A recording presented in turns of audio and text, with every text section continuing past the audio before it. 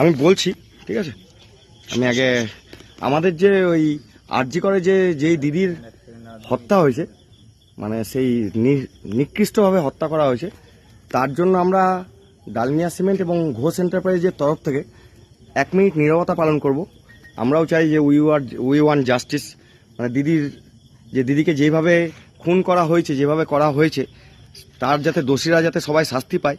এবং আমাদের সঙ্গে যারা আমাদের গেস্টরা আছেন তারাও তো মানে আমাদের সঙ্গে একসঙ্গে হয়েছেন, প্লাস আমাদের যে যারা গান বাজনা করতে এসছেন, মানে সেই দাদা দিদিরাও একসঙ্গে আমাদের সঙ্গে এসছেন, এবং আরও কিছু গেস্ট এসছেন এই হোটেলে, সেই গেস্টরাও এসছেন, মানে তারা আমাদের সঙ্গে একসঙ্গে হয়েছেন। তো খুব ভালো লাগলো, এবং আমরা সবাই মিলে বলি উই ওয়ান্ট